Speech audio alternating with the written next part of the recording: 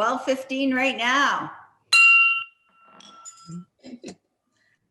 So good afternoon, fellow Rotarians. Welcome to the weekly meeting of the Rotary Club of Barrie. Things go better when you are here. A special welcome to our visiting Rotarians and guests.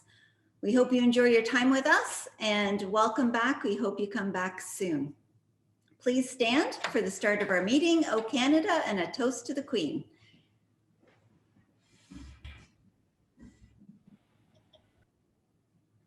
For good food, for good friends, and for the opportunity to provide service above self through Rotary, we are thankful.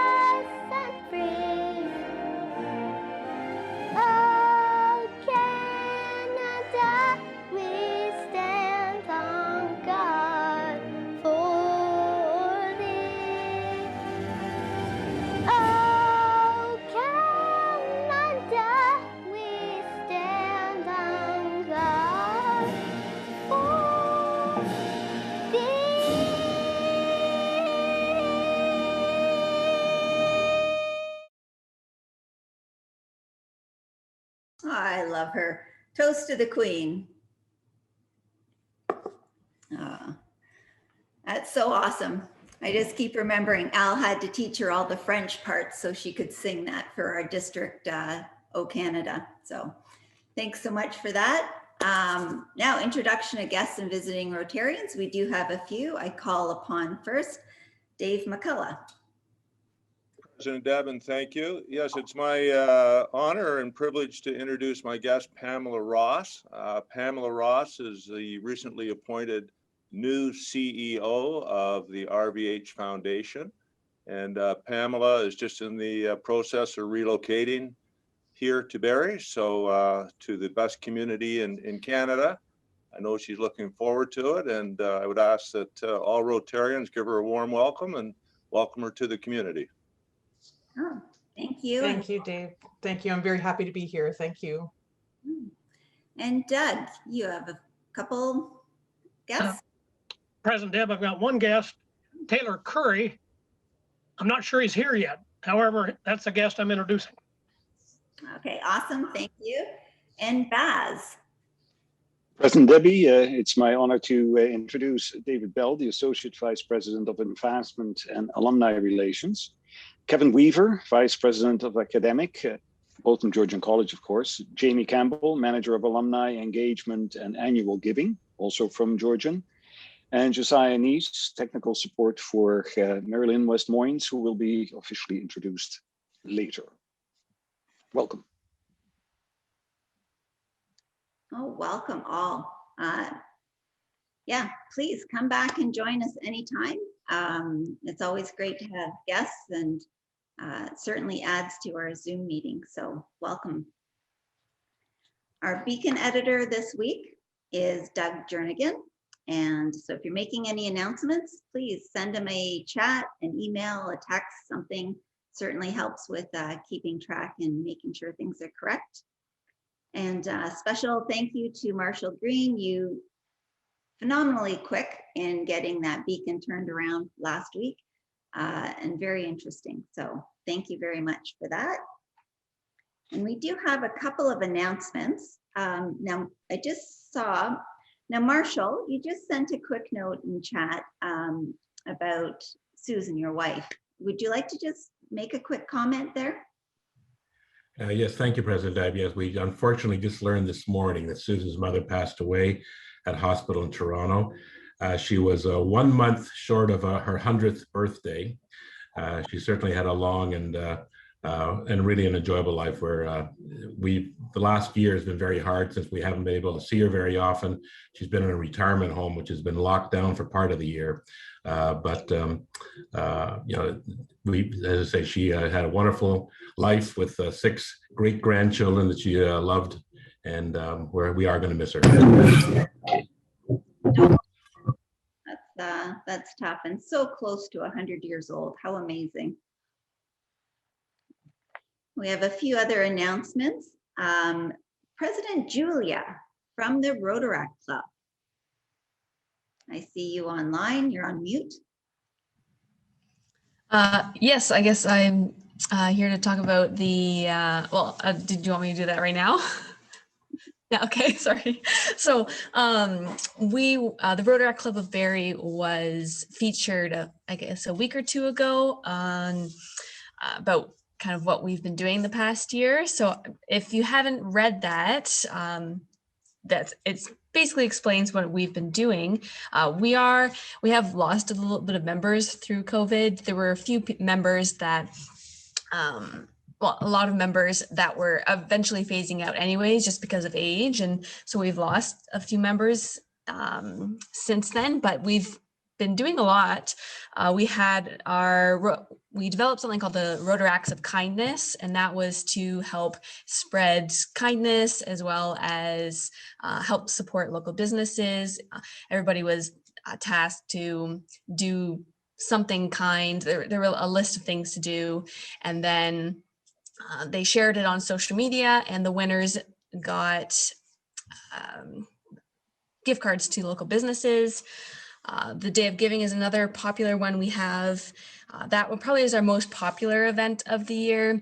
Our even past Rotaractors will come and help out, and everybody loves that one. So we go into the community and help wherever needed.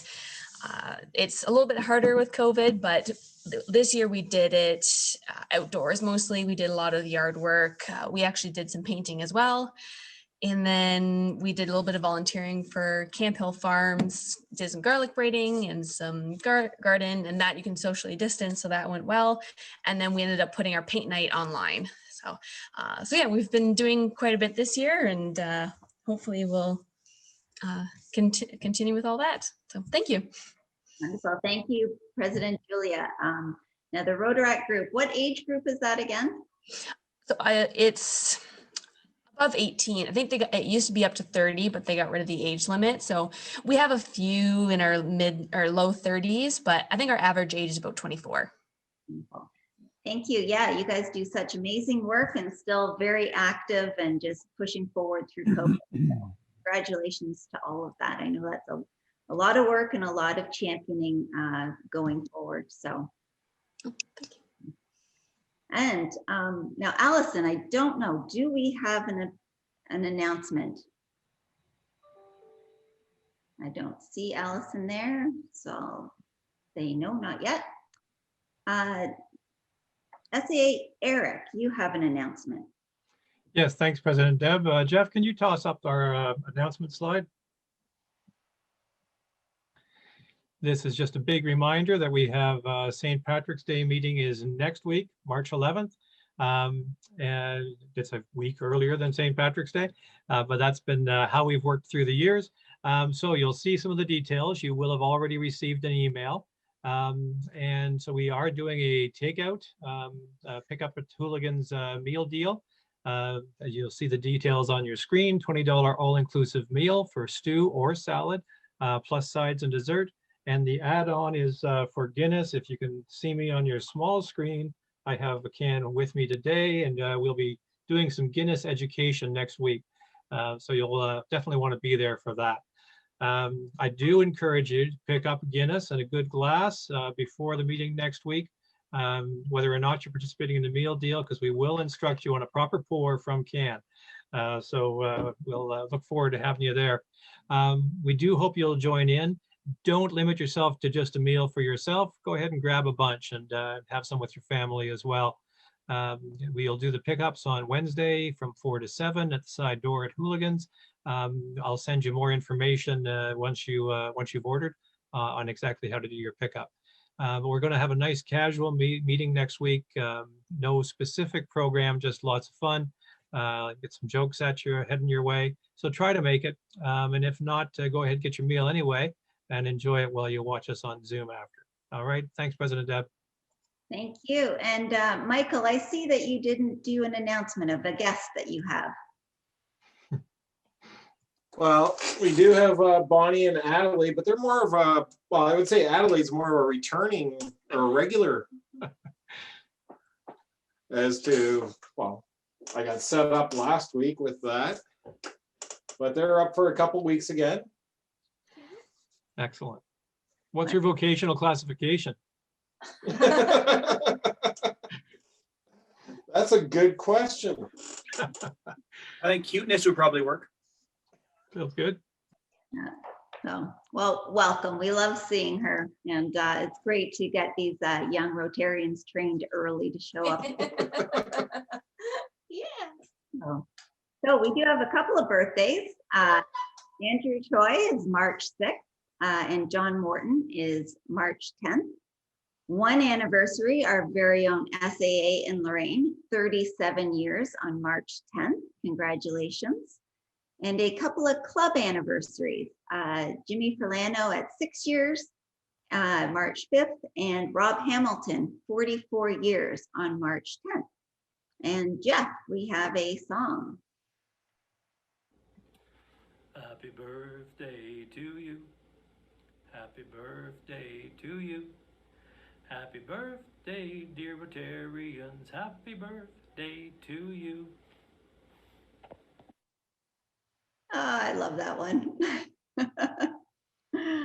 So happy birthday, everyone. Happy anniversary. As you know, a little gift for your birthday is a donation to Polio Plus, and a little gift for your anniversary is a donation towards the Rotary's efforts towards COVID.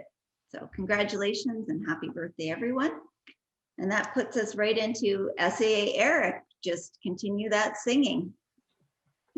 Thanks, President Deb, and thanks so much, Jeff. I really appreciate it every time you pull that one out of the vault.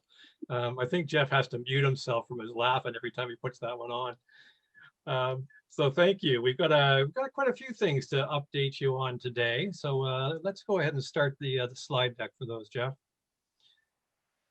This is our kind of last look at the aftermath of Brandon.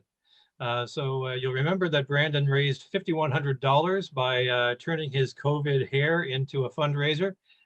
This on the left is Brandon fulfilling his promise to attend an actual business meeting with the Mohawk in play. And then the next one is the aftermath of his business meeting, which is a picture of Brandon in Mohawk at an emerge unit because he dislocated his shoulder coming out of that business meeting. Brandon, I did see you online. Did you have any final passing remarks now that you are unmohawked?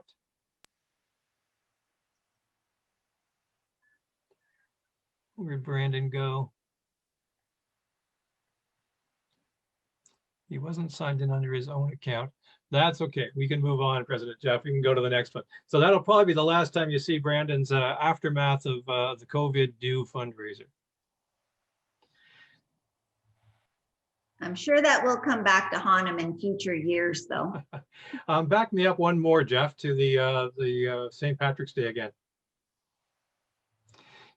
So we put out the note for the meals. I did remind you in your email to pay attention to the directions, and I knew Rotarians would not do that. We're so bad at following directions. On our first 8 orders in, we had a 50% success rate in compliance to the instructions about remembering to put in your order details in the message bar. So President Deb wins on compliance. She did everything correct, and I could understand her order. Past President Ian was also correct in his compliance. A couple of guys, maybe a banker, former Mike Grube, missed out on the whole instruction thing. So I did a follow up to him, but keep those numbers strong. Let's see if we can get beyond 50% success rate in filling out an online form. Thank you, Rotarians. And Jeff, let's go on to Paul Markle. Is Paul online? Yeah, good afternoon, President Deb and everybody. We've got a wonderful program set up for next week in honor of International Women's Day, starting on Friday with a keynote address by Jean Pritchard, telling her story with cancer and her recovery from that, which is going to be interesting to say the least. There is a registration for it. Will be done online. There will be a bit of a Q&A after that as well. Followed by a coffee talk with Donna Douglas and Barb Richards, which will be really interesting, kind of like a fly in the wall conversation with these two iconic local business leaders about their rise through the business world, and maybe some questions about what they would have done in a COVID world.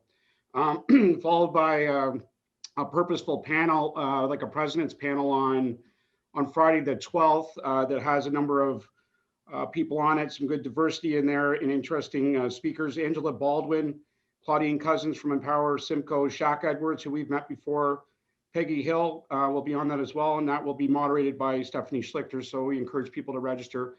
And then throughout the week and the rest of the month, we have a series of Her Story videos coming up. So encourage you guys to get involved.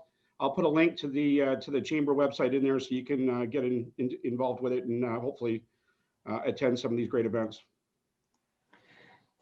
Thanks, Paul. And President Deb, I asked Paul to do that one because I was pretty impressed with what was coming up on those lines, and certainly important for us as Rotarians to be aware of it. You can still make the call as to whether you want to do anything nasty to Paul about making that announcement, but I thought it was in the interest of the club. Well, being that you did ask, and he did say, he introduced with President Deb, so, we won on that one. That is being learned pretty good. So I think we'll do a pass on this one, and congratulations on getting all those amazing women to be part of a panel. I'm sure it's going to be very successful. Yeah, thank you very much. Too bad we couldn't have done an awards this year. The energy in the room for that event is fantastic, but this will serve well for the time being. Excellent. Thanks, Paul. Jeff, we're going to skip the next one until Louise is on the line. So let's go to our polls that are going to help you warm up for St. Patrick's Day and get a flavor for what's happening next week.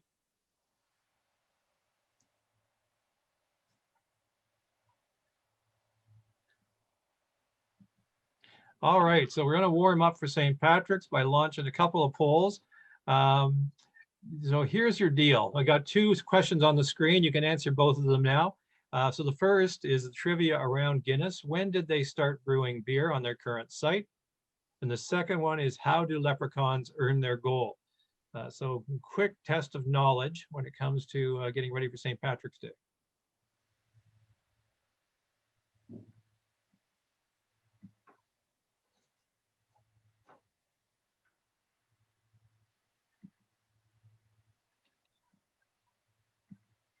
I'm watching those responses come in.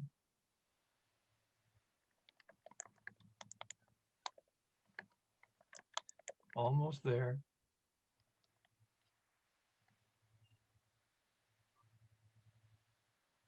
All right, I'm going to end the polling, and hopefully I can share that unless you want to end the polling, Jeff, and put up the results.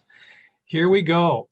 So the winner was 1759 for Guinness. A few of you probably had Google out because that is the correct answer. Continuously brewed on the same site since 1759. And you will learn much more about Guinness next week. How do leprechauns earn their gold? This is, I'm ashamed to say this is a kind of a discriminatory answer. Picking pockets is not correct. They are actually, leprechauns are known for making and mending shoes. So our second answer was the correct one. So don't forget, you got to learn more. So be here next week and you'll learn much more about St. Patrick's Day and about the magical beverage, which is Guinness. All right, so let's turn those off. And I got two more things, President Deb, before we go to breakout rooms. So I'm going to introduce you to a little bit of theme. So this first one, we're going to do breakout rooms on the topic of food. So I wanted to congratulate Cope Service Dogs and Kim Jeffrey. They did an event on the weekend Eggs Benedict brunch. And I know several Rotarians were involved in that. So I just thought I'd show you pictures of the one we did for Lorraine and myself and our daughter. So that was our Eggs Benedict, my first attempt at hollandaise sauce. And so shout out to Kim for that. She won't be online with us for a while as she's dealing with some health issues with her mom, but a great event. And then the next one, Chuck Bolt, if you want to come off mute, I picked this up on your Facebook post. Looks like a bit of a culinary adventure. Can you tell us anything about this particular plate of food? President Deb and Sergeant John. Yeah. Jack, you need to speak up a little bit. Okay, how's that? Is that better? Little better. Oh, I'm sorry about that. I'll try and yell then. And just one of the things that happen when you open up your fridge and don't have a whole bunch to easy to put together. So we did something earlier this week, and I was posting to some friends who tend to post all of their meals and pictures of their meals online, and said, you know, I wasn't going to do this until I actually bit into it. It was actually really good. So, you know, that's it. That's my post. It said Polynesian salmon patties on a nice little bread and some greens, some lemongrass. It's infused with a few things like soya and cocktail sauce and other things. So it's delicious, actually. If anybody wants the recipe, be happy to share it. Nice, thanks, Chuck. That's what I wanted to talk a little bit about today in breakout rooms. For those of you who are here as guests today, we're going to throw you out into breakout rooms of about 7 or 8 people. And this is our chance to just have a little bit of table conversation, which we would normally have had if we were meeting in person. So we're going to take, let's do 10 or 11 minutes. And my 2 topics for you today, actually, you can throw the slide up if you want there, Greg, for the breakout session. I thought we might chat a little bit about culinary experiences. So, so if you've had a recent great experience with takeout or curbside delivery, special Zoom meals, then chip in and share those experiences with the others in your table group. That's why I put up our Coke brunch experience. Or have you been experimenting like Chuck, getting creative in the kitchen or on the barbecue this past year? I know we've done a lot more baking and cooking to expand our repertoire, and especially with our daughter Alex being here, she's been perfecting waffles and brownies. So have a little chat about that. When I talk about Zoom experiences, we're actually signed up for a wine and journey of Spain next week with a tapas dinner and paired wines with Trent at Wine Journeys and Baccio Restaurant. So there's some neat things to find out there. And that's what I want you to take some time to share. Tell us a little bit about your food experiences and how you're managing lockdown in a food way. So let's take 10 minutes, Jeff, and throw us out into your own random groups.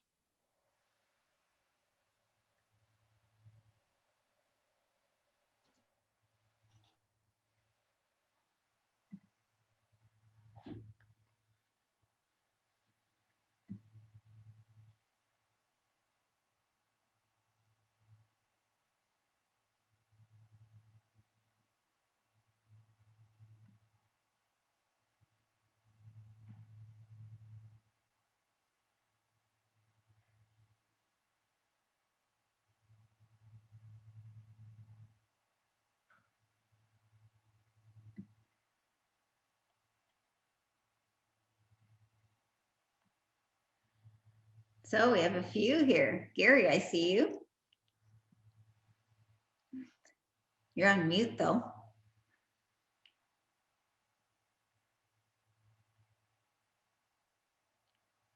I think it might just be, oh, no, Brenda's here.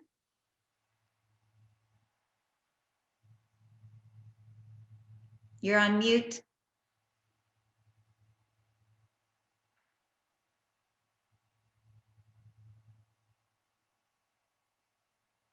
Nope, there she went.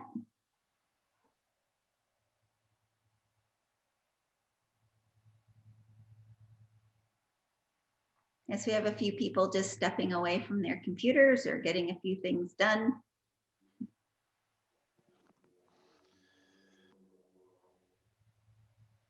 Jeff, is that you? Yeah, the background. I don't know if you can hear the background noise here. Oh, I just heard a little bit, but it's pretty quiet over here. Yeah, this is the quiet room. Makes me wonder what Gary's reading. He's so intent. I know. No, you just kind of get to watch them, you know, working hard or hardly working, whichever way it is. This at least allows us to know who's virtually attending versus actually attending. I did see Allison. She was showing up a little bit there. Yeah. But I'm yeah. here, President Deb. Sorry, I just have some student emergencies I have to respond to. Okay.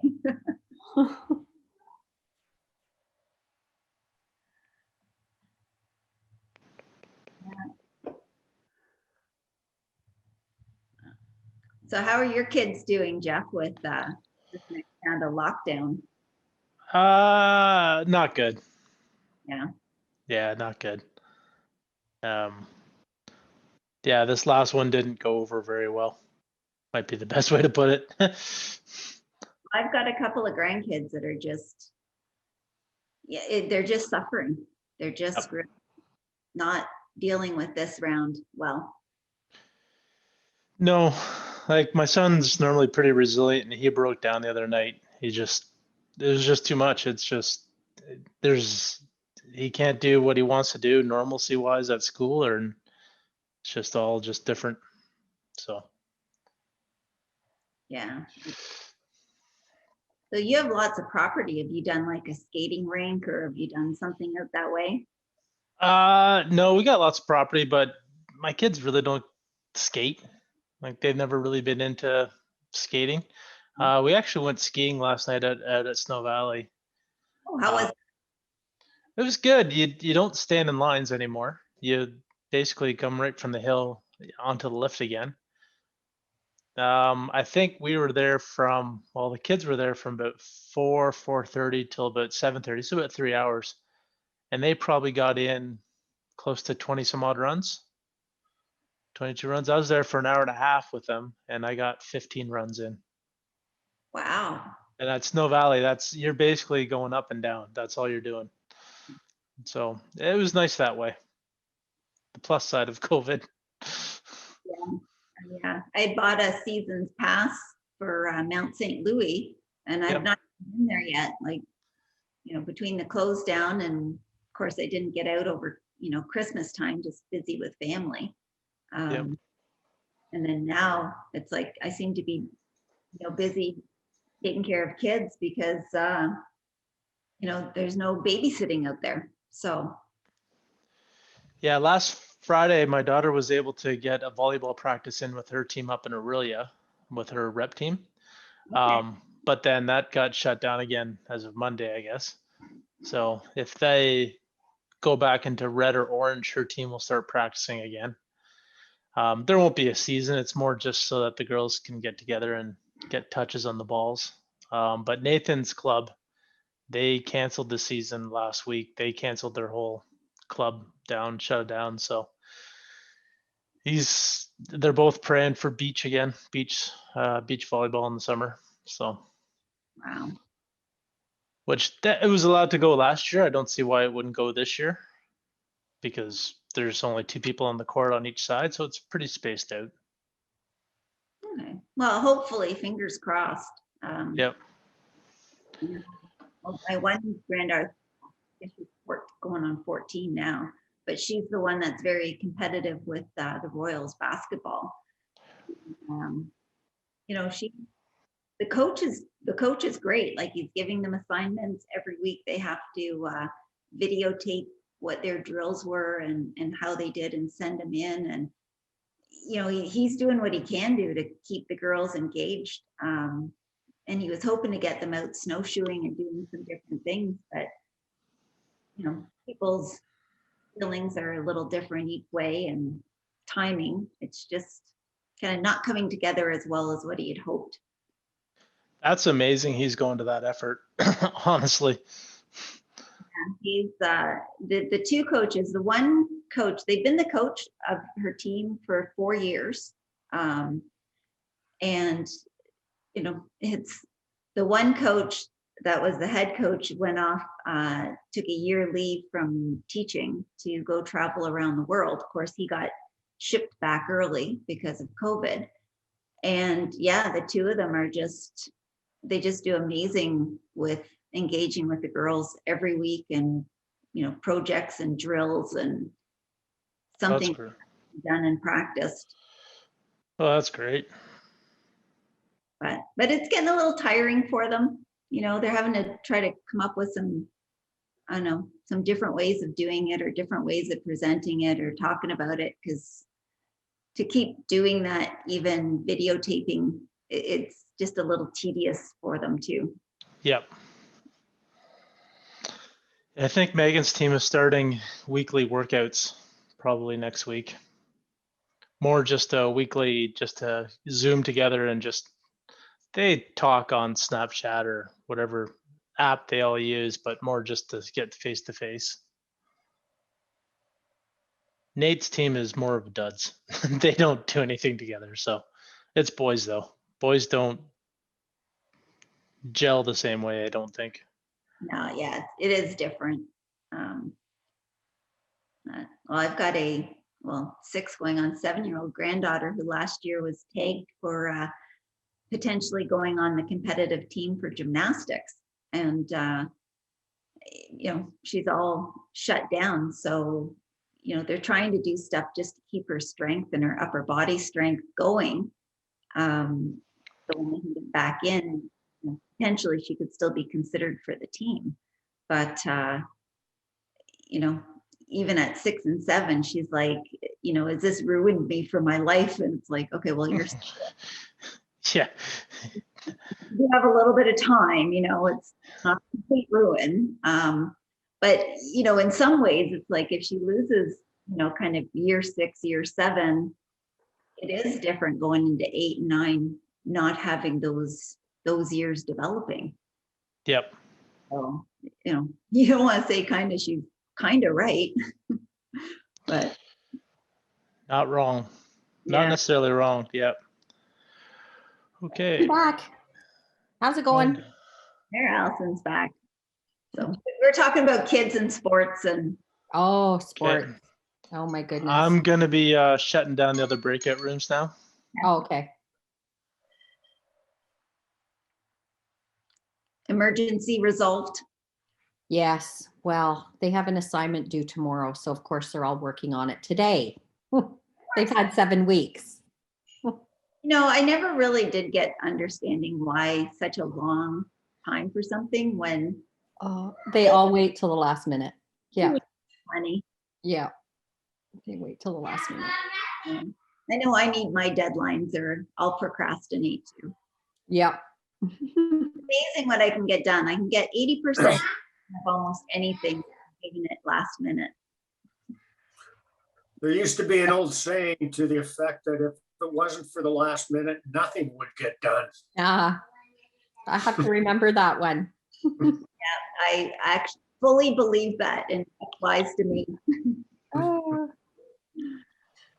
It works okay when they're doing individual assignments, but when they have group projects and then they wait till the last minute and they see what their other teammates have written, and then they're horrified, and then they all, you know, blow up.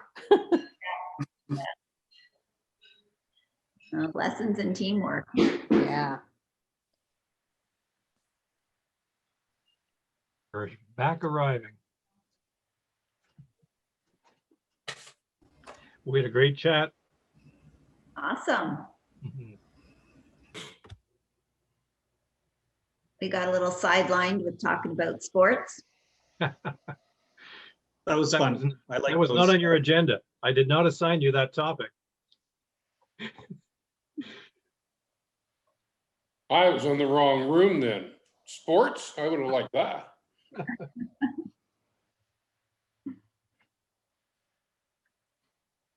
Malt whiskey made an appearance in our conversation as well as wine did, or the increase in consumption thereof. Mm. We were big on bread recipes. Ah, Well, sourdough seems to be the COVID bread. Yes, I have a it re- became I that have a with re- the lack of availability of yeast early on created a real rise in sourdough. Eric, you can make your own yeast from potato. It really works well. We did beer bread a lot, Okay. which is an awesome way to make a beer, make a bread. We incorporated Darkland yeast early on, so if you need some yeast, we've got it. Nice. I have a recipe for what my grandchildren call Zeta bread. Zeta is Yiddish for grandfather. It's a challah bread, like an egg bread with raisins. And I now have to bring a loaf whenever I see the kids. Fortunately or unfortunately, I haven't seen them very often in the last year, so I haven't had to make many loaves. But if anybody wants that recipe, I have it too. Wow, That sounds good. and fresh bread out of the oven. I'm making some bread as we speak. Mm. You mean money or bread? No, edible. Oh, okay. Those dentists, they're always Not greenbacks. Okay, I think we're all back there, Eric. All right, that sounds good. Well, that's all I've got for you, President Deb. The breakout rooms will be the close of the SAA segment of your program today. Awesome, thank you. Well, yeah, I really enjoyed it. What does have to do? Thank you, Lord. Oh, Brenda, you got to go. It's a nice way to kind of connect with people. We've been on this. So I'm adjusting now, my work. Yep. I don't know when. I'm trying to say the host mute me. President Deb, you're on mute. Oh, there, I'm on mute. There we go. So welcome back, everyone, and certainly enjoy those breakout rooms. It gives us a chance to have a bit of a chit chat and just, I don't know, be able to talk and share some stories. So I hope everybody else is enjoying that time as well.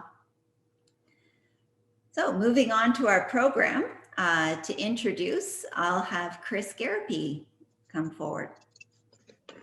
Thank you, President Debbie. Today is my distinct pleasure to introduce to our members and guests, Dr. Mary Lynn West-Moynes, the President and CEO of Georgian College. Dr. Mary Lynn West-Moynes has far-reaching academic and administrative experience in post-secondary education. In Ontario, serving as Vice President at UOIT in Oshawa and President of Mohawk College, and a number of other senior roles with both UOIT and Durham College. Mary Lynn came to Barrie to lead Georgian College in 2012. During these times, Mary Lynn's accomplishments have been significant and varied since her installation at Georgian College's president and CEO. Mary Lynn at one time was a Rotarian and is a strong community-minded person. She has served on numerous volunteer boards and committees through her career. Currently, Mary Lynn is chair of the TELUS Community Board in Barrie and a member of the Southwestern Integrated Fiber Network. The acronym is SWIFT. Mary Lynn lives in Oro-Madani with her husband, Doug.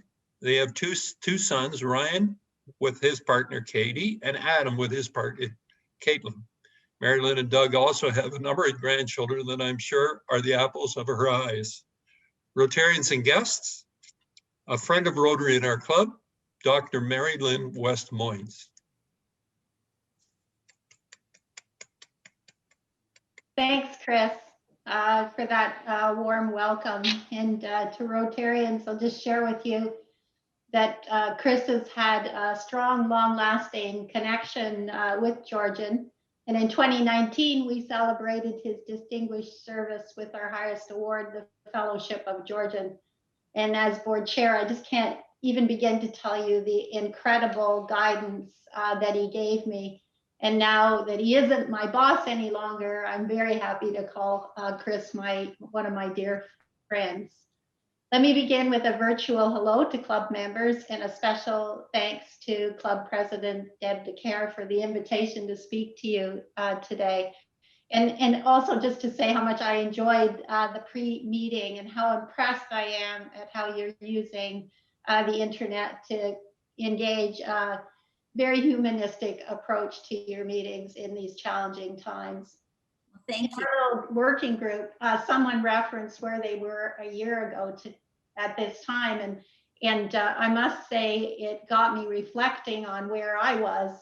I can tell you I was in Florida, basking in the sunshine, following 4 days of business in Washington. We flew to Florida and we're joined by our grandkids. No doubt COVID-19 was looming on the horizon. However, in North America, I don't think we really understood or indeed believed the impact that COVID would really have. Within the week, my husband and Doug and I bought 7 extra plane tickets home and flew our grandkids back to Canada. We brought the parents along with us too, but those of you with grandkids will know the real motivation was to get those children back into Canada. Following a fairly uneventful plane ride back, I don't think I'm ever going to forget how incredibly I felt and the sense of calm that sort of overtook me as I drove back into Barrie. So what have we learned? A year later, since all of this really began, next week, as many of you will know, will be a year anniversary of our first lockdown. I think we've learned an incredible amount. And if the pandemic has taught us anything, it's that humans are really hardwired to connect. We're resilient, we care about each other, and maybe we've learned that as a society, we're not as good at following the rules as we should be. As each day passes and we journey onward, I feel fortunate to be a member of this great community that's still flourishing and so committed to kindness and helping others. And who better than this group of Rotarians to be able to demonstrate the way you are, that connection and relationships is what is going to allow us to survive and maybe even grow through COVID. I had a chance to visit your website preparing for today, and I noted the new global theme for Rotary is Rotary Opens Opportunities. That's an incredibly powerful message and so true when you reflect on what this club has achieved here in Barrie. You connect with this community and you create incredible opportunities. Deb, I loved it when you said you open doors. That is so powerful. With my time today, I'm pleased to report back to the club on the doors that you've opened for our students and Georgian that began a decade ago. And I also want to share with you how we're doing at Georgian at this time, which is why I've asked Kevin Weaver, our Vice President Academic, to join me. And finally, we would like to just let you know how we're changing our business in order to adapt. Let me begin on the topic of kindness. Last year, your club completed a generous 10-year pledge of $250,000 to support Georgian's Power of Education campaign and our health, wellness, and science programs. Although COVID-19 prevented me from delivering this message sooner, it has not lessened our appreciation. On behalf of all of us at Georgian, most especially our students, our board, and our alumni, that are here in Canada and those living and studying remotely all around the world, our most sincere congratulations and thanks for investing in the future of so many students. At this time, I'd normally lead the applause, but I thought maybe we would learn a little bit from our hearing impaired friends who clap by holding their hands and twisting them in the air. So could you give yourselves a big hearing aided clap for the great work that you're doing? Chris mentioned I was a past Rotarian, and I look to the days when I have time to become one again.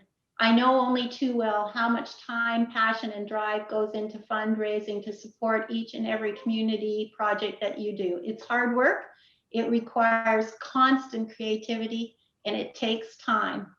With the club's support, you helped create the very impressive Sadlin Center for Health, Wellness, and Sciences, a 172,000 square foot cutting edge space that opened in 2011 on our Barrie campus.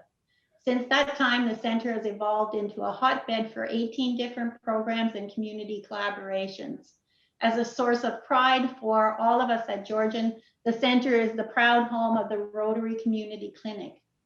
Because of the tremendous community fundraising efforts of more than a decade ago, the Sadlin Center ensures Georgian has been a leader in Ontario in providing innovative, real-world, hands-on learning experiences for over 2,500 students in what I believe are very critical academic areas.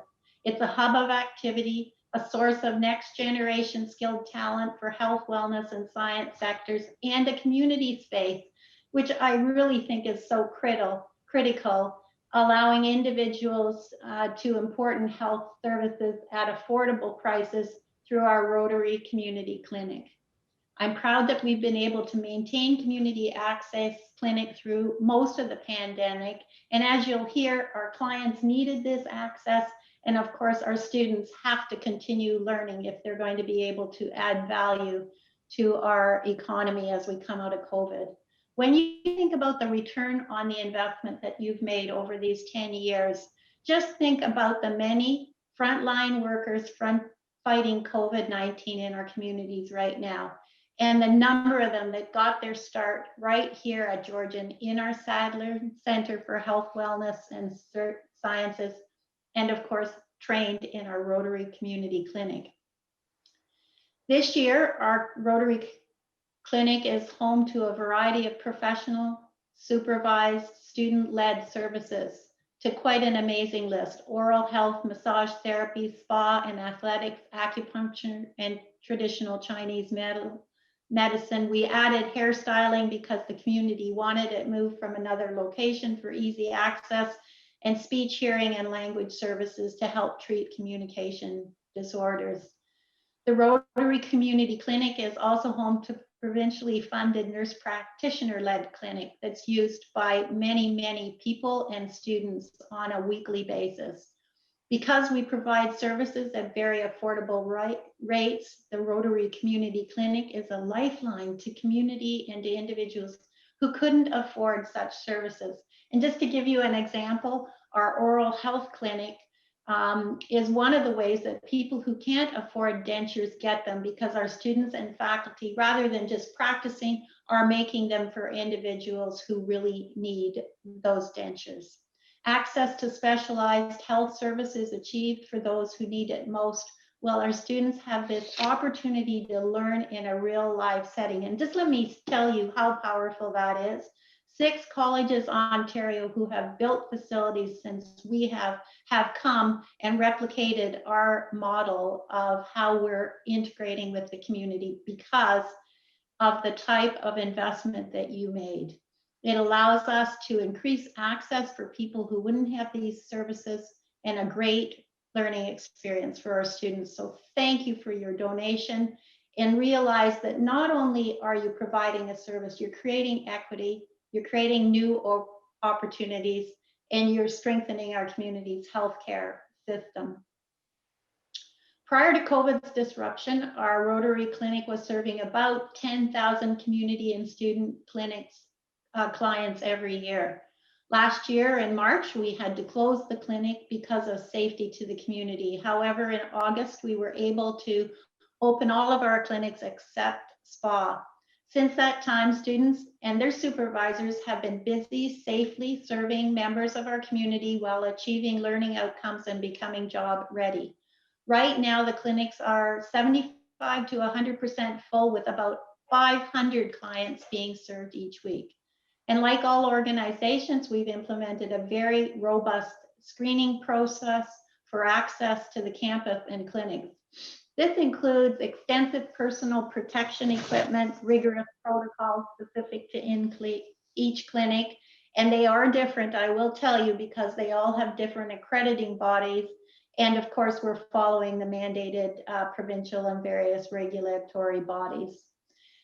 I'm just so pleased, and it's because of this clinic that Georgian is the only school in the province that reopened all student-led community clinics for the fall and winters.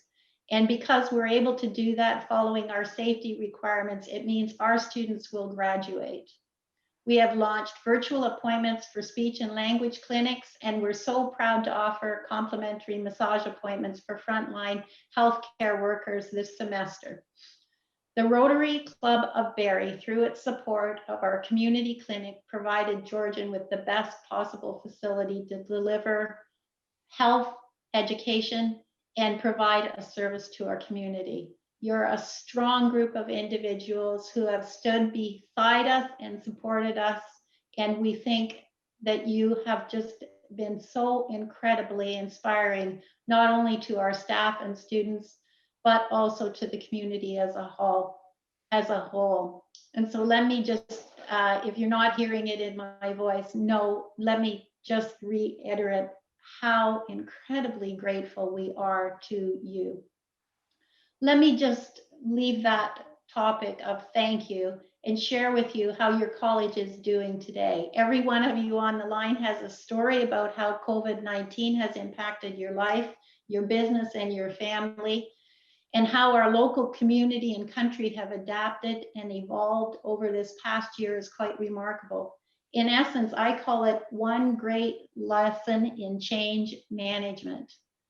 As the president of the college, I can tell you the upside to this is seeing our students are learning resilience, becoming more empathetic, and understanding change management as a way of life. They are taking these skills with them into their workplace every day, and after they graduate, I know they will be an impactful employee for any business that hires them. Like many of you in the room, we're also running a business. You know that last year flipped most traditional business models absolutely on their head. With COVID-19, having one strategy no longer cuts it. It's more like 6 or 7 strategies and scenarios, and all playing out consecutively and often directly competing with one another. Thankfully, most of our strategies have paid off. We've managed close to balanced budget, and regular part-time and full-time staff have been able to keep their jobs through a number of efficiencies. We are down about a $40 million less revenue, which included a decrease in enrollment by close to 1,700 students. But through many efficiencies in our budget, including that all our full-time staff took some type of pay cut, which is absolutely outstanding when you think we are majority unionized service. It speaks volumes about the commitment of our staff, and I'm very proud of the work that they've been doing to serve students. We've been able to keep all 7 of our campuses open, and today I can tell you we are open for learning and continue with academic delivery to over 11,000 students. To reduce the spread of COVID, only essential workers come on campus, and the majority of our workforce is working from home, serving students, counseling students, helping recruit new students, as well as working with our partners. So let me focus quickly to how we're serving these students, and you'll see from this slide we're being able to maintain every single service that we operated pre-COVID. And I've invited Kevin Weaver, Vice President Academic here at Georgian, to share with you what it's like to study online, how our faculty have pivoted during these extraordinary times, and Georgian's new digital strategy, which is underway. Over to you, Kevin. Thank you, Mary Lynn, and good afternoon. So as Mary Lynn mentioned, we moved very swiftly to mobilize remote delivery. When the pandemic first set in, we had no in-person activity, and that actually maintained until August of last year. And so we had to rally. We worked very strongly with our faculty to provide PD and supports. Our Center for Teaching and Learning put on PD workshops. They've rallied learning communities. We've even launched a Time for Teaching podcast, which is a way for peer-to-peer faculty to learn from their peers as to best practices. With such an abrupt change, we're proud of the work that's happened. We must share tools, tricks, and best practices across the college, we've done that. It's been absolutely inspirational. And our goal all along has been, this is a new learning environment for the majority of our students. It's not necessarily the delivery modality they signed up for. And therefore, our goal has been, how do we engage them in the learning and how do we support them in a different way than we have before? And as Mary Lynn said, we're still doing on-campus activity. And so we need to engage those students as well and make sure they have a safe learning environment. If you could go to the next slide, Josiah. Faculty have been absolutely remarkable in this pivot. We've actually launched what we call a faculty spotlight, and that spotlight is actually available on the Georgian College website. So feel free to visit to check that out. And there's stories of innovation, creativity, perseverance, and resilience on our faculty who have taken some things that we only thought we could do in person and moved it to a remote delivery in so many different ways. And some of those examples in terms of using technologies like, and some of you may have heard of these, Flipgrid, Kahoot, Quizlet. There's a programming language called H5P, using Zoom and Microsoft Teams and WebEx. So we've integrated as many technologies as we can. And we're leveraging that to also humanize the curriculum. That's been a real focus of ours. Initially, it was go online as best we can. As we've evolved, we continue to look for ways to engage the student. We all long that social connection. We know our students do. And so here's just an example. We want to share a couple with you using Flipgrid and how we've interacted with students in a particular human resource classes.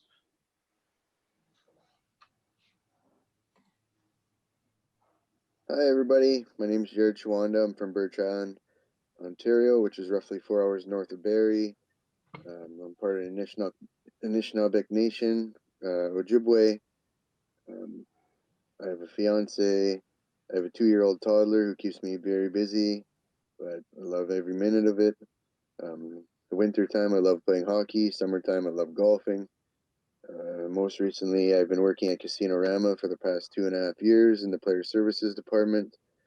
Before that, I was at Georgian College for 3 years in the Hospitality Administration program. Oi, gente. This is hi guys in my language. I'm Ercília from Brazil. I have arrived in Canada in February this year. And before coming to this country, I used to work with HR in Brazil, specifically with performance management, onboarding, and orientation in an oil company. I have worked with HR for 9 years now, and I've decided to join this program because I believe this is the best way for me to start a career here in Canada. So I know Rotary appreciates that sense of community, how important it is to have those connections, and those are just examples how we're building that into our classes. So those students did that early in the semester. It's a chance to get to know those students and their backgrounds so that when they start to work together, they truly appreciate the human connection that is so important, even in an online world. I just wanted to share this slide. I know there's a lot on it, but these are some of the delivery methodologies that we use and we exercise at Georgian. And prior to the pandemic, we did a little bit of online and hybrid delivery, but for the most part, our teaching was online. Of course, during the pandemic, we have moved remote for the first 8 months completely. And for the rest of the summer, the fall semester and the current semester, we're about 85% of our course delivery online. So it's been a tremendous shift. As we look to the post-pandemic, our model will shift, it will change, and we're looking at opportunities to where we can enhance online, hybrid. There's a new delivery model deemed high flex, and we're looking at that from a student access and flexibility perspective. Some students have told us they have accessed education at Georgian because it is available to them online. And in some cases, in many cases, it's available when they want to learn. They don't have to attend at a certain point in time. We do a lot of asynchronous delivery, as we call it. So we're excited about what the future holds, and we will take a very measured approach and a strategic approach, thinking about the pedagogy of our courses, thinking about students' access, flexibility, and of course, student success remains at the heart of what we do. If I could, then I'll just pivot to our journey on digital innovation. Georgian has launched a very large digital innovation initiative. Our vision is truly to create the best student experience. And it's a multifaceted approach. It's a multi-year approach, and we're just giving you a sense of what that looks like there. And our key here is we want to help create the best student experience across a series of digital moments that really span the life cycle of a student, from them first exploring us as a college through their learning journey, and of course to graduation, and hopefully returning in future for continuing education. So we've got a variety of projects on the go, large scope. It's very exciting. And we are looking for broad input, both internally and externally, to help shape that vision and really engage our students in where do they want to see us go. We know expectations have changed forever based on the pandemic. We know students will want access to services, supports, and education in a different way. And Georgian's certainly up to the task to meet that need. And then the last piece I wanted to show you is we talked a little bit about online, but it's not just all online, and it's not just about traditional conferencing type software. We're also using immersive technology. We're using simulation, we're using virtual reality, and we're using this, which is a part of the Immersive Learning Research Network. And it's on a platform called Verbella. It's a 3D platform. And so let's go ahead and run the video just so you get a sense of what this platform looks like. This is a world where individuals can go in as an avatar, and you can socially interact with other individuals. I see we're having a little trouble running the video, and that's okay I'll just explain a little bit about it. So you create an avatar, you can go into this space. We have built a Georgian College campus in this virtual world. So you go in, there's a front desk, there's academic offices, there's student clubs, there's co-op, there's career services. Any support that we would offer physically, we are offering virtually in this 3D world. We're actually running some classes right now. We have some faculty champions who are bringing their students into this space. There's a soccer field, you can go for a boat ride. It really is an immersive experience. And I can tell you firsthand from being in there, and certainly I know Mary Lynn has been in there as well, it is just an incredible immersive experience. And we really think this is some of the future of teaching and learning in this way. So really appreciate the opportunity. Just shared a little bit of the updates on teaching and learning. I'm very proud to be leading the academic team at Georgian. I'm so proud of the work they have done through this pandemic. We're constantly innovating, and I'm excited to see what is yet in store for us.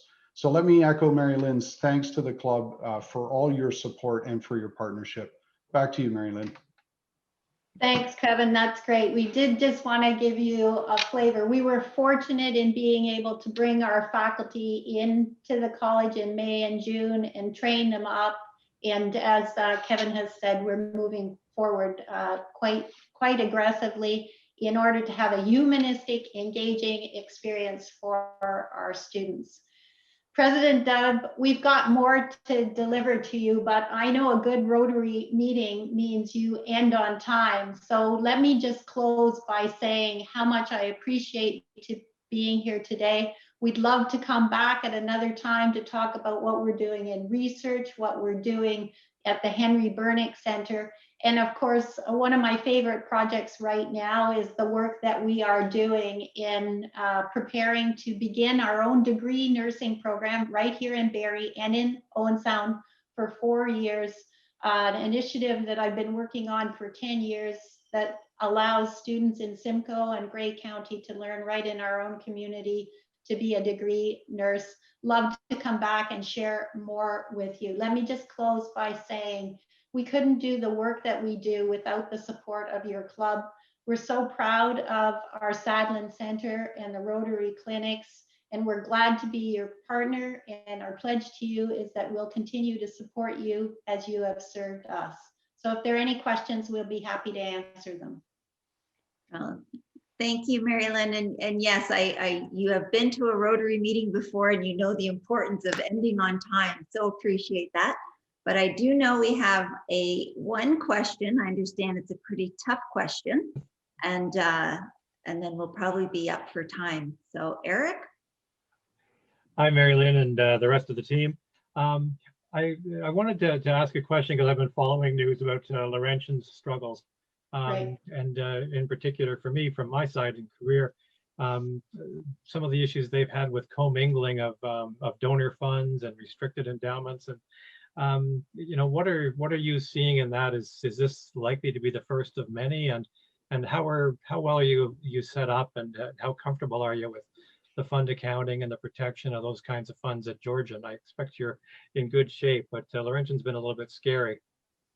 Well, first of all, you know, our best wishes to our fellow post-secondary institution, because, you know, we need institutions throughout Ontario to do an outstanding job. Colleges are managed differently than universities. So each university has their own private act. Colleges are a part of one act with the province. And also we are part of the provincial audit on an annual basis. You know, step away from that framework just for a moment. I have to tell you, the board at Georgian has a philosophy, I like to call it cash and carry. You know, we have been very careful about only spending money that we have. We're very conservative in our approach. We have strong practices ensuring that, you know, funds that come to us from the government in a grant, or funds that are donated to us from a community, actually are used for what that is. In fact, actually, Eric, I can tell you, I think you know, David Bell had to cry because we are about to suspend a program where a donor had given us some money, and we've gone back to the donor and said, we're not going to be able to run that program any longer. We'd like to give you back the money. Those are the kind of principles that build trust in the community and build a solid foundation. Since our departure from Kempenfeld, which was draining a fair amount of money from us, we've been able to build a very small, reasonable reserve, which has saved us for a rainy day. So we're in good shape financially, and I think it's because of the good diligence that our board does. That's great. Thanks, Mary Lynn. I appreciate the answer. Thank you. And we do have 2 minutes if we have a quick question for Mary Lynn. Make it easy, Deb. Yeah. Oh, Chris has a quick question.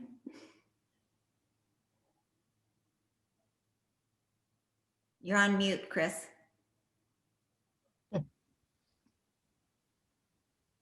Thank you. Mary Lynn and Kevin, thanks for your presentation. So the question comes to mind for me now that there's so much virtual, so much online learning. What do you anticipate the need for brick and mortar buildings of the future? Well, about almost today, 60% of our space, Chris, is specialized labs. I mean, what makes a college education so great is that applied learning. And that's why we fought hard to bring 15% of our time for students is still on campuses. They're working in small classes of 10 students. They've got masks, they've got shields. And anybody that isn't there for that essential work is not allowed on campus. I haven't been to the campus other than after 6 o'clock at night since about October, because we're really trying to keep the thread down. But I see looking forward that applied, that use of labs, that hands-on piece, we're not going to walk away from that, Chris. It's what allows a college graduate to go to an employer and be adding value right away. So we'll sure change our space. The other thing that I think is critical is Kevin mentioned flex learning. So you could sign up for a course and you could come 3 days a week to the campus, or you could sit in that beautiful study of yours, Chris, and have Deb bring you coffee and learn from home. So the world's going to change. We're not quite sure where it is, but we are already working on having some space assessment as we move forward, because no doubt we all want to leverage the good things that have come out of COVID. And I think this is one of them. Thank you very much. And Dave Tisch. Yes, thank you, President Deb. Mary Lynn and Kevin, it's my privilege to thank you today for your presentation. I want to thank you for taking the time out of what I'm sure is a busy schedule to join us on Zoom and update us on what is happening with Georgian College.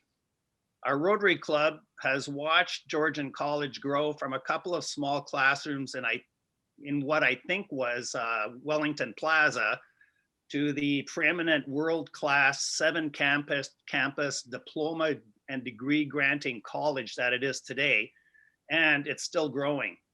The partnership between Georgian College and the Rotary Club of Barrie has helped both the college and our Rotary Club. It's been a mutually beneficial relationship in that many Rotarians have taken positions with the college, be it on the Board of Governors, advisory councils, or teaching at the college. And it's been beneficial for the college by the funding that our club has given to most, if not all, your projects. We all wish this relationship to continue into the future, as education is important for Rotary. Thank you again for the most informative presentation from you both. Stay safe and stay healthy, because we need you at the wheel of Georgian College after the pandemic to steer us as we enter into the new roaring 20s. Thank you. Thank you. I too would like to say thank you from the club. We do have a certificate. Just going to pop up here. There. So we do have a certificate of appreciation for coming and being our guest speaker, both Mary Lynn and Kevin. Thank you so much. As you know, Rotary is this close to ending polio worldwide. 10 polio plus vaccinations have been made in each of your names, and Rotary's polio resource centers are helping the fight against COVID-19 by supporting preparedness and response activities in many countries. A contribution towards the COVID-19 efforts has also been made in both your names. So again, thank you very much, Mary Lynn and Kevin, for coming and joining us. And the other Georgian clan that I see on Zoom attending, thank you so much for coming and sharing all of that with us. We hope you come back soon and yeah, share some more of that technology and the research that you were talking about would be great. So now we do have President Deb's Stronger Together Inspired Moment.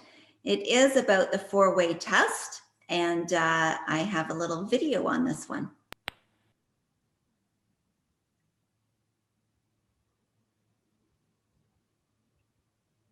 The 4-way test is an important part of Rotary today. It works effectively in countries and cultures around the world, and Rotarians are proud that we use this test to measure ourselves and the things we think, say, or do. And yeah, there's even a song for the Rotary 4-way test. But where did these words come from?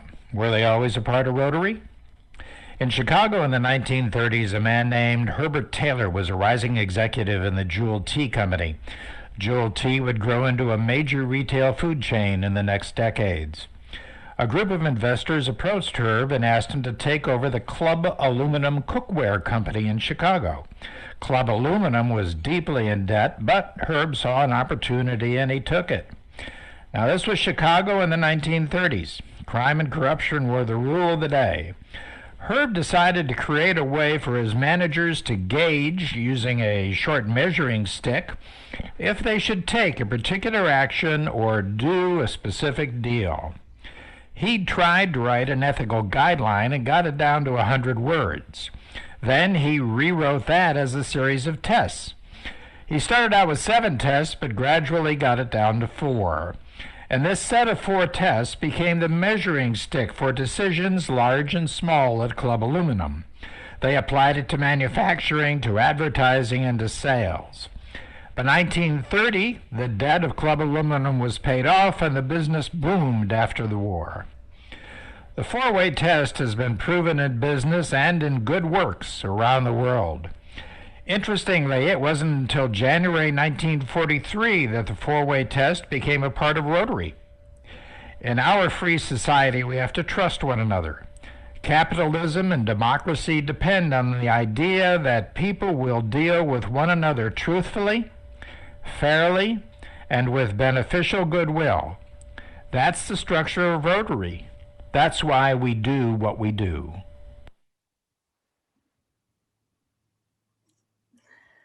So thank you very much, Mary Lynn. If you want to share that with the Henry Bernick, and of course, you know, getting a company out of debt in a short period of time is always great news. So, but that's President Deb's Stronger Together, Together Inspired moment. And if that's everything we have today. So if there's nothing more for the good of Rotary, I declare this meeting adjourned. Enjoy.